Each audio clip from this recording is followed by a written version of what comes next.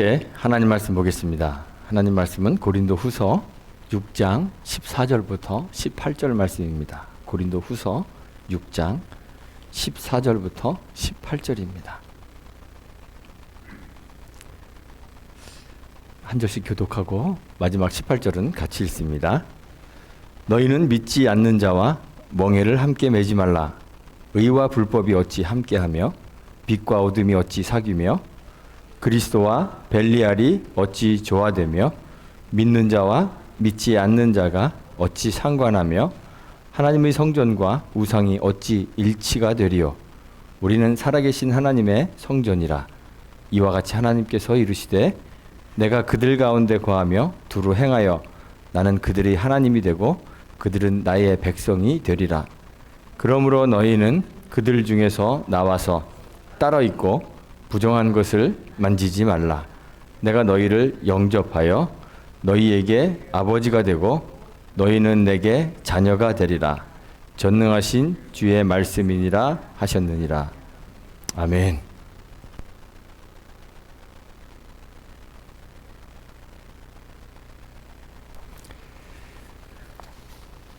어둠이 무엇일까요? 어둠을 정의하는 여러 가지 방식이 있겠습니다. 그런데 많은 사람들이 어둠 또는 암흑을 빛의 부재다 이렇게 이해하고 설명합니다. 맞는 것 같습니다. 어둠은 부재, 즉 없음입니다. 빛은 존재, 즉 있음입니다. 태초에 하나님이 천지를 창조하셨을 때 성경이 그 상태를 기록하기를 땅이 혼돈하고 공허하며 흑암이 깊음 위에 있었다. 이렇게 묘사해주고 있습니다. 그 흑암을 향해서 하나님께서 빛이 있으라 명령하셨고 그리고 거기에 빛이 있었습니다. 빛이 있으면 동시에 어둠이 있을 수 있을까요? 빛이 있으면 동시에 어둠이 있을 수는 없습니다. 어둠은 빛의 부재이기 때문에 빛이 존재하면 어둠이 아니게 되는 거예요. 이 둘이 동시에 함께 있을 수는 없습니다. 하나님께서 태초에 창조하셨던 그 빛은 하나님의 창조물이면서 동시에 하나님이 어떠한 존재인지 그 하나님의 존재를 알려주는 하나의 상징입니다. 그래서 성경은 하나님이 빛을 창조하셨다 이렇게 말할 뿐 아니라 하나님이 빛이시다 이렇게 이야기해 줍니다. 요한 사도가 요한 1서 5장에서 말하기를 우리가 그에게서 듣고 너희에게 전하는 소식은 이것이니. 여기서 그라는 것은 예수 그리스도를 말하는 거예요. 우리가 그리스도에게서 듣고 너희에게 전하는 소식이 다른 게 아니다. 이것이다. 곧 하나님은 빛이시라는 것이다 그랬습니다.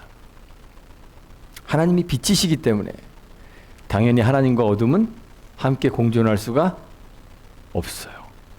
그래서 요한이 계속 말하기를 그에게는 어둠이 조금도 없으시다 이렇게 이야기했습니다. 어둠은 하나님과 어울릴 수 없습니다. 뿐만 아니라 그리스도의 사람들과도 어울릴 수가 없습니다. 왜냐하면 우리 주 예수 그리스도께서 당신의 제자들을 향해서 너희는 세상의 뭐라고 선언하셨죠? 빛이다 라고 선언하셨기 때문입니다. 하나님이 빛이시고 예수 그리스도께서 어둠 가운데 빛으로 오셔서 세상을 밝히셨을 뿐만 아니라 당신을 따르는 제자들을 빛으로 부르셔서 세상의 빛으로 삼으셨습니다. 그래서 하나님과 사귐이 있는 주님의 제자들은 빛이 되어서 어둠과는 어울릴 수 없는 존재가 되어버렸습니다. 요한 사도가 요한 1서 1장 6절에서 이렇게 말합니다. 그러므로 만일 우리가 하나님과 사귐이 있다 하고 어둠에 행하면 거짓말을 하고 진리를 행하지 아니함이라 이야기했습니다. 하나님과 사귐이 있는 사람들은 다 빛이기 때문에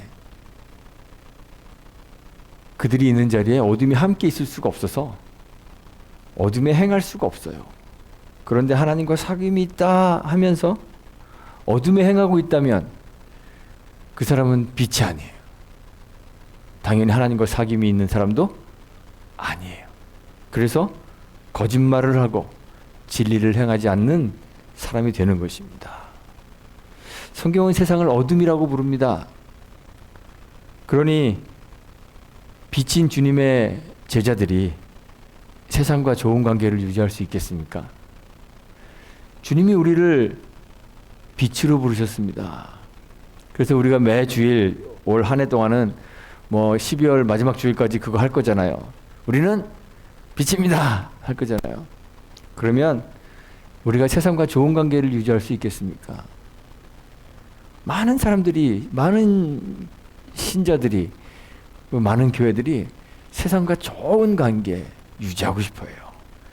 세상에 칭찬을 받고 싶어하고 세상 사람들에게 매력 있는 곳이 되고 싶어 합니다. 그런데 빛인 주님의 제자들은 세상과 좋은 관계를 유지할 수가 없습니다. 그리스도의 사람들은 세상의 빛이기 때문에 생명의 주님의 빛을 세상에 비추어서 어둠을 몰아내고 세상을 빛으로 채워가야 하는 그 일을 감당해야 하지만, 그래서 세상을 향하여 나아가야 하지만 세상은 그들이 어둠인 한 그런 그리스도의 사람들을 미워하고 경계할 수밖에 없습니다. 주님이 십자가의 죽음을 앞두고 계셨을 때 제자들에게 말씀하셨습니다. 요한복음 15장 19절에 너희가 세상에 속하였으면 세상이 자기 것을 사랑할 것이나 너희는 세상에 속한 자가 아니오 도리어 내가 너희를 세상에서 택하였기 때문에 세상이 너희를 미워하느니라 말씀하셨습니다. 요한 사도도 주 안에서 형제된 성도들을 향해서 이야기합니다. 요한 1서 3장 13절에 세상이 너희를 미워하거든 이상히 여기지 말라. 세상이 그리스도의 사람들을 미워하는 것이 당연한 것이에요. 주님의 말씀과 같이 하나님의 선택을 받아 하나님의 백성, 그리스도의 사람이 되어 세상의 빛이 된 사람들은 어둠인 세상과는 완전히 다른 존재가 되는 것입니다. 세상에서 주님에게 선택되어 세상에 속하지 않고 하나님 나라에 속한 존재가 되는 것입니다. 이 세상의 나라와 민족들을 한번 이렇게 보세요. 그러면 각 나라마다 또는 각 민족들마다 고유하고 독특한 그러한 문화와 가치관을 다 가지고 있습니다. 하나의 공동체 안에 속해 있다는 것은 다른 공동체와 구별되는 뭔가를 가지고 있다는 거예요. 그 다른 공동체와 구별되는 삶의 목표나 목적이나 고유한 가치관들을 그 공동체 안에서 공유하는 것입니다.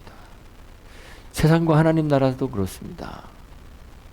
세상과 하나님 나라 사이에는 완전히 다른 문화와 목적과 가치관이 있습니다. 그런데 세상은 하나님 나라의 가치관을 수용할 수가 없어요. 그래서 하나님 나라의 백성인 주의 제자들을 미워하는 것입니다. 당연히 하나님 나라의 백성인 주님의 제자들도 이 세상의 가치관을 따라갈 수가 없는 것이죠. 간혹 이렇게 이야기하는 사람들이 있습니다. 교회가 세상 속에 존재하고 있기 때문에 세상과 세상의 문화에 적용해야 한다 주장하는 사람들이 있습니다. 그래서 세속의 문화들을 교회 안에 받아들이고 교회를 세속화합니다. 그런데 생각해 보십시오. 어떤 한 나라 안에 있는 대사관은 그 나라에 속하지만 그 나라의 영토 안에 속해 있지만 그 대사관 안에 들어가면 본국의 법, 본국의 문화, 본국의 가치관, 본국의 사고방식에 적용을 받습니다. 뿐만 아닙니다. 사실은 하나님의 나라가 세상 속에 존재하는 것이 아니라 세상이 하나님 나라 안에 존재하는 것이에요. 하나님 나라가 더 큰 개념일까요? 세상이 더 큰 개념일까요? 우리는 사실 너희가 세상에 속하지 아니었다 이렇게 주님이 말씀하시니까 마치 하나님 나라가 더 작은 개념인 것처럼, 그래서 우리가 세상 속에 존재하는 것처럼 그렇게 생각합니다. 그런데 그 하나님 나라가 훨씬 큰 개념이잖아요. 왜냐하면 하나님이 주인 되시는 곳이 하나님 나라니까. 세상이 하나님 나라의 법, 문화, 가치관을 받아들이고 지배해야 하는 것이지, 우리가 세상의 문화, 세상의 가치관을 받아들이고 적용해야 되는 것이 아니에요. 그래서 바울이 교회를 향해서 이야기합니다. 오늘 14절에 너희는 믿지 않는 자와 멍에를 함께 매지 말라. 의와 불법이 함께 할 수 없으며 빛과 어둠이 사귈 수 없다 이야기했습니다. 멍에가 뭔지 아시죠? 예, 가축, 특히 소나 말을 어깨에 이렇게 씌워서 거기에 쟁기나 이런 어떤 탈 것, 수레를 달아서 끌고 가도록 만든, 나무로 이렇게 구부러지게 만든 기구를 우리가 멍에라 그럽니다. 종종 이 멍에를 짐승 한 마리에만 채우는 것이 아니라 두 마리, 뭐 세 마리 함께 이렇게 어깨에 매게 하여서 쟁기나 짐을 끌고 가게 합니다. 우리가 일반적으로 함께 멍에를 맨다라는 것은 함께 협력하여 공동의 책임을 가지고 일한다, 그런 뜻입니다. 그러면 믿지 않는 자와 멍에를 함께 매지 말라고 한 바울의 권면이 오늘날 우리 신자들에게 요구하는 것은 과연 무슨 의미일까요? 간혹 어떤 사람들이 이 말씀을 오해하여서 믿는 사람들은 믿지 않는 사람과 결혼하면 안 된다 이렇게 주장하는 사람들도 있습니다. 또 결혼했더라도 이혼해야 된다 뭐 이렇게 주장하는 사람들도 있습니다. 물론 신앙을 가진 사람이 자신의 배우자를 선택할 때 같은 신앙을 가진 사람을 선택하여서 서로의 신앙을 지키고 믿음을 가정을 이루는 것이 훨씬 도움이 될 수 있습니다. 그리고 강력히 추천합니다. 왜냐하면 전도가 생각보다 어려워요. 그래서 저도 강력히 추천합니다. 그런데 바울이 고린도전서 7장 12절에서 이야기합니다. 만일 어떤 형제에게 믿지 아니하는 아내가 있어 남편과 함께 살기를 좋아하거든 그를 버리지 말며, 어떤 여자에게 믿지 아니하는 남편이 있어 아내와 함께 살기를 좋아하거든 그 남편을 버리지 말라. 믿지 아니하는 남편이 아내로 말미암아 거룩하게 되고 믿지 아니하는 아내가 남편으로 말미암아 거룩하게 되기 때문이다. 이렇게 이야기했습니다. 베드로 사도도 베드로전서 3장 1절에서 아내들에게 남편에게 순복하라고 그렇게 권면하면서 그 이유를 이야기합니다. 이를 통해 혹 도를 순종하지 않는 자라도, 그러니까 하나님의 말씀을 따르지 않는 그런 남편일지라도 그 아내의 행위로 말미암아 구원을 얻게 하려 하는 것이다 그랬습니다. 그러니 이 멍에를 함께 매지 말라는 것은 믿지 않는 자와 결혼하거나 하지 말라 그런 뜻은 절대로 될 수가 없습니다.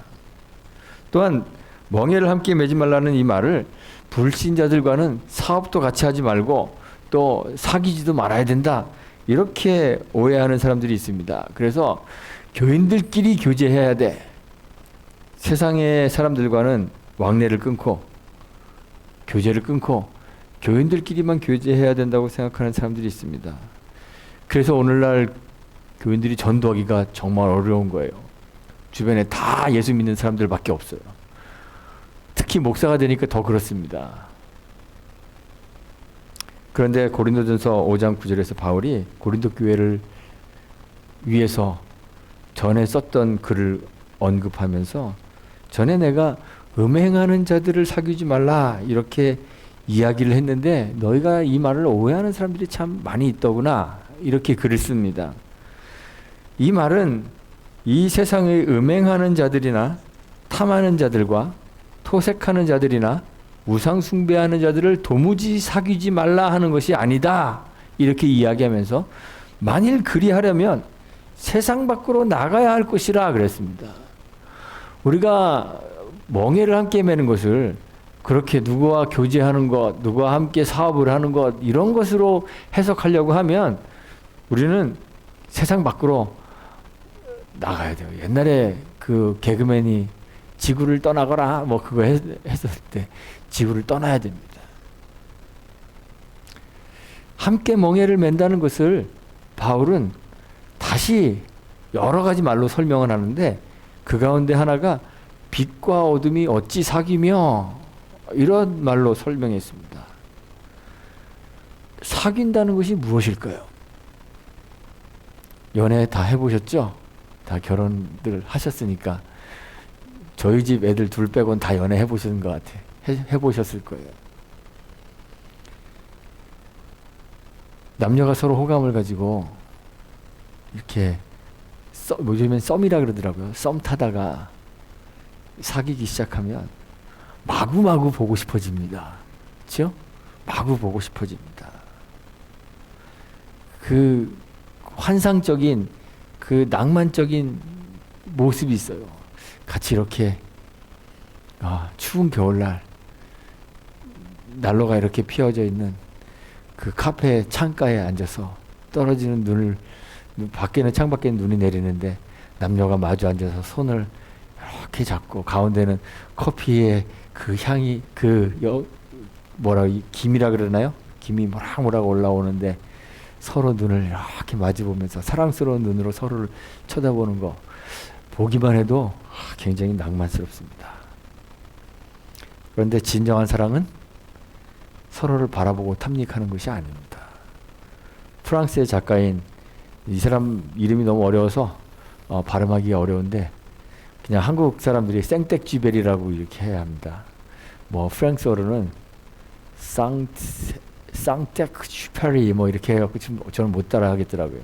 생텍쥐베리 유명하죠? 뭐 어린 왕자 쓴 그분이 이런 말 했다고 합니다. 사랑은 서로 마주보는 것이 아니라 둘이서 같은 곳을 바라보는 것이다. 우리는 참으로 사귐이 있는 두 사람, 특히 부부를 인생의 동반자라고 이야기합니다. 사랑, 진정한 사귐은 상대를 탐하는 욕망이 아닙니다. 같은 목표, 같은 목적을 가지고 같은 길을 함께 걸어가는 것이 사귀는 것입니다. 멍에라는 것이 그렇습니다. 멍에가 두 마리의 짐승을 하나로 묶어 놓을 때 서로 다른 방향으로 묶어 놓지 않습니다. 두 짐승을 한 방향을 향해 움직이도록 묶어 놓습니다. 만약 한 마리는 좌측으로 가려고 하고 한 마리는 우측으로 가려고 한다면 서로가 서로를 잡아당겨서 한 발자국도 나아갈 수가 없어요. 대신 그 멍에를 조이고 있는 그 끈 때문에 고통만 느끼게 되는 것이에요. 함께 멍에를 맨다는 것, 사귄다는 것은 같은 목적, 같은 목표를 가지고 같은 길을 같은 방식으로 발 맞추어 걸어가는 것을 의미합니다.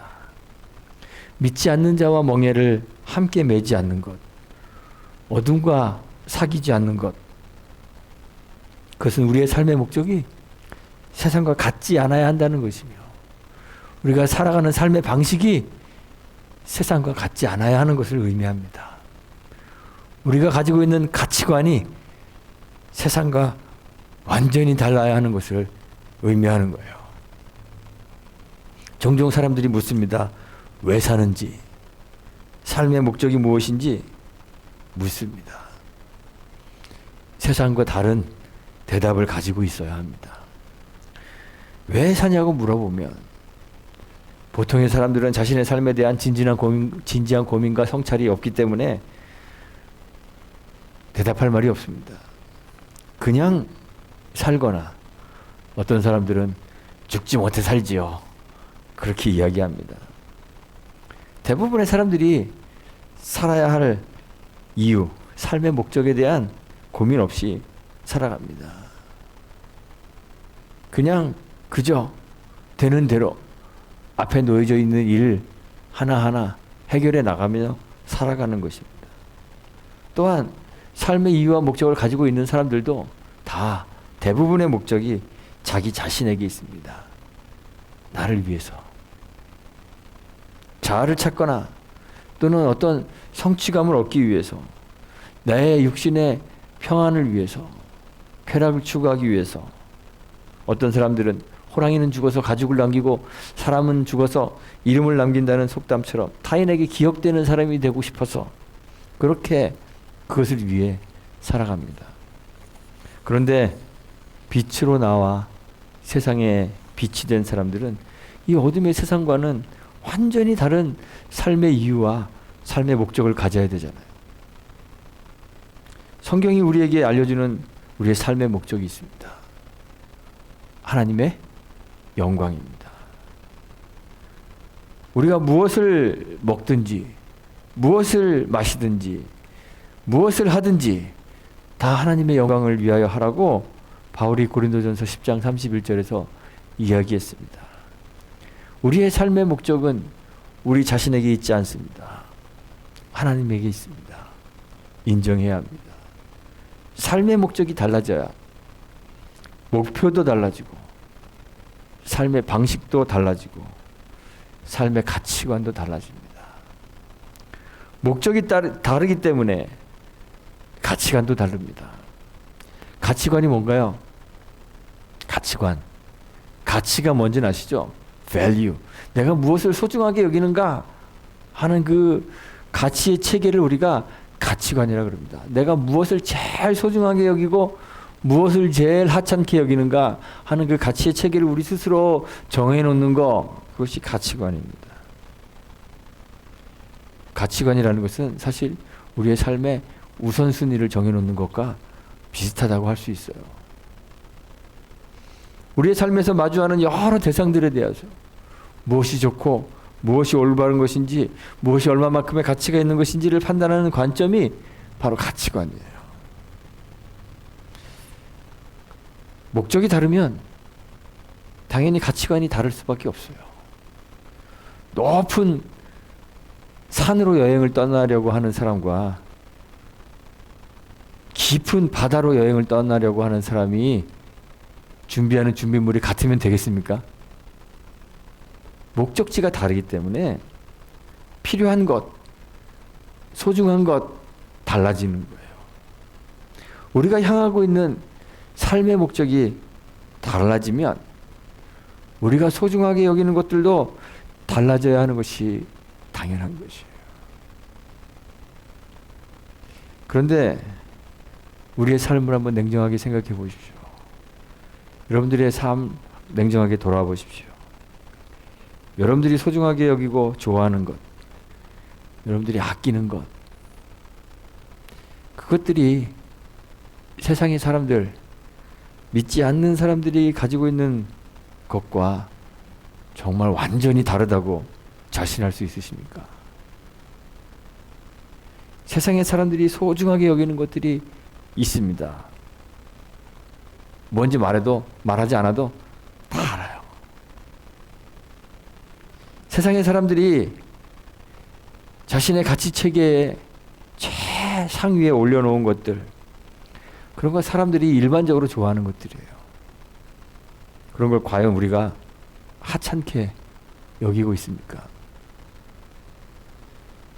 세상이 가치 있게 여기는 자신의 이력을 바울이 성경에 나열한 적이 있습니다. 빌립보서 3장 5절에 보면 4절에서 이야기합니다. 나도 육체를 보면 신뢰할 만하다 이야기합니다. 나도 신뢰할 만합니다. 무슨 말이냐면 나도 육체로 볼 때에는 가치 있고 자랑할 만한 것들이 많이 있습니다. 이야기하는 거예요. 그러면서 쭉 얘기합니다. 유대인들이 정말 가치 있게 생각했던 거. 나는 8일 만에 할례를 받았습니다. 나는 이스라엘의 족속입니다. 나는 베냐민 지파입니다. 히브리인 중에 히브리인입니다. 율법으로는 바리새인입니다. 열심으로는 교회를 핍박했습니다. 율법의 의로는 흠이 없는 사람입니다. 유대인들이라면 누구나 다 부러워할 만한 그러한 좋은 이력들을 가지고 있어요. 그런 바울이 이런 것들을 가리켜서 자신에게 유익하던 것이라고 그랬습니다. 이러한 것들이 나에게 유익하던 것이었습니다. 정말 가치 있고 소중한 것이었습니다. 당시의 유대 사람들에게 유대 사회에서 사람들이 최고의 가치 있는 것을 여겨서 다들 이런 사람들이 되고 싶어 했던 거예요. 그들이 추구했던 거예요. 그런 유익한 것들이에요. 그런데 바울의 삶의 목적이 변했습니다. 바울이 빛 가운데 들어가게 되었습니다. 그가 다메섹으로 올라가는 그 길에서 하나님이 그에게 빛을 비추어 주셨습니다. 그러자 그의 삶의 목적이 변했습니다.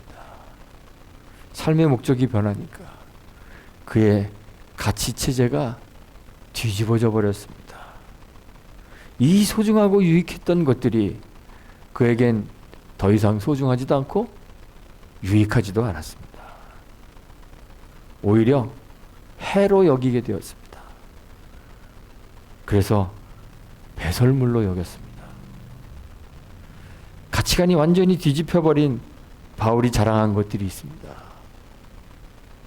세상 사람들이 선호하던 유익하던 것들이 아니라 자신의 약함을 자랑했습니다.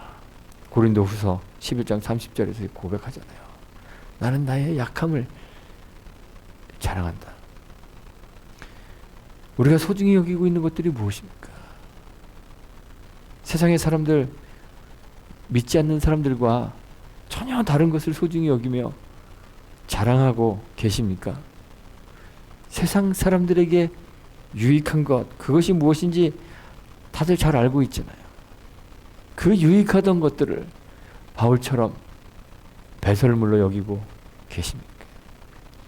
오히려 그 유익한 어떤 것들이 우리의 삶과 신앙에 해가 될지도 모른다고 바울은 그것을 해로 여긴다 그랬지. 오늘날에는 교회들마저도 세상의 눈으로 가치를 평가합니다. 세상 사람들이 선호하는 교회가 하나님이 정말 기뻐하시는 교회와 과연 정확하게 일치한다고 자신할 수 있겠습니까? 많은 교회들이, 우리도 그런 욕심이 있어요. 믿지 않는 사람들이 세상이 선호하는, 그래서 가보고 싶은 곳이 되고 싶은 욕망이 우리들에게도 있잖아요. 저도 그런 욕망에 빠져들 때가 한두 번이 아닙니다. 세상 사람들에게 매력적으로 보일 수 있는 교회를 만들면 우리 교회도 부흥이 될 텐데, 그런 욕심이 속에서 막 일어납니다. 그래서 얼마 전에 우리 목사님들하고 얘기하다가 나도 병 좀 고쳤으면 좋겠다. 그런 얘기를 했어요. 한두 명만 내 장로님 당뇨병을 확 고쳐주면 우리 교회 엄청 부흥할 텐데. 그런데 사람들이 선호하는 교회가, 사람들이 좋아하는 교회가 하나님이 좋아하는 교회와 과연 정확하게 일치할 수 있겠습니까? 우리 교회처럼 작은 교회만 하나님이 기뻐하시는 교회다 이런 얘기는 아닙니다. 우리 교회가 세상이 선호하는 모양의 교회가 되기를 바라면서 기도할 것이 아니라 하나님의 영광을 위하여 존재하는 교회, 하나님이 기뻐하시는 교회가 되기 위하여 기도하고 존재해야 되지 않나, 이렇게 생각하는 것입니다. 교회뿐 아닙니다. 교회로 부르심을 받아 세상에 빛이 된 우리들이 세상이 바라보는 것과는 전혀 다른 것을 바라보는 사람들이 되어야 하지 않겠습니까? 빛은 어둠과 함께 할 수 없으므로 우리의 삶에 어둠이 공존하지 않도록 살아야 하는 것 아니겠습니까? 성경이 우리에게 제시하고 있는 삶의 목적과 삶의 이유를 깨달아야 하지 않겠습니까? 그리고 그 목적지를 향하여 우리가 함께 걸어가야 하지 않겠습니까? 무엇을 마시든지 먹든지 마시든지 무엇을 하든지 우리의 삶의 목적이 하나님의 영광에 맞춰져서 나 중심, 나를 위한 삶이 아니라 하나님을 위한 삶이 되어야 하는 것입니다. 그리고 세상과는 전혀 다른 목적을 가지고 살아가기 때문에 세상과는 완전히 다른 가치관을 가지고 가치 체계를 가지고 살아야 하는 것입니다. 우리 삶에도 없으면 안 되는 것들이 있습니다. 없으면 불편한 것들이 있어서 세상 사람들이 그런 것들을 추구하고 그것을 위해 살아갑니다.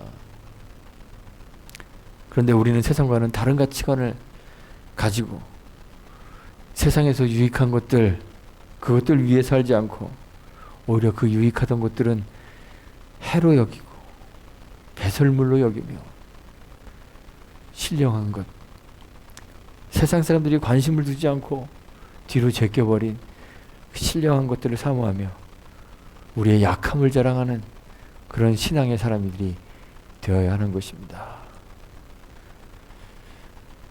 세상과 어깨를 같이 하고 함께 멍에를 매는 어리석은 사람들이 되지 않도록 기도하십시오. 세상과 같은 것을 바라보지 않도록 세상과 같은 것을 소중히 여기지 않도록 세상과 사귀지 않고 철저히 하나님의 영광만을 위하여 살며 세상이 소중히 여기는 것들은 배설물로 여기고 오히려 약함을 자랑하는 저와 여러분들이 되시기를 간절히 소망합니다. 세상과 함께 멍에를 매지 마십시오. 어둠과 사귀어 세상과 같은 곳을 바라보지 않게 되기를 주님의 이름으로 축원하고 부탁드리겠습니다. 기도하겠습니다. 아버지 하나님 감사합니다. 우리를 세상에서 구별하여 선택하셔서 하나님 나라의 백성, 하나님 자녀로 살게 하시니 감사합니다. 우리가 세속의 유혹에 빠져 세상 사람들과 똑같은 것 바라고 똑같은 것 자랑하며 살고 있습니다.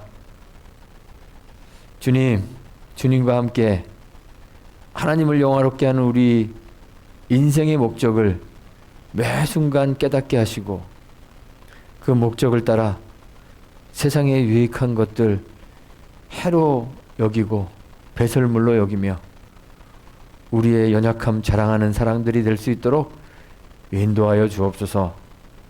세상과 함께 멍에를 매지 않도록 지켜주시고 우리가 참 빛이 되어 어둠과 사귀고 어둠과 같은 곳 바라보지 않도록 도와주시기를 간절히 소망합니다. 예수님의 이름으로 기도합니다. 아멘.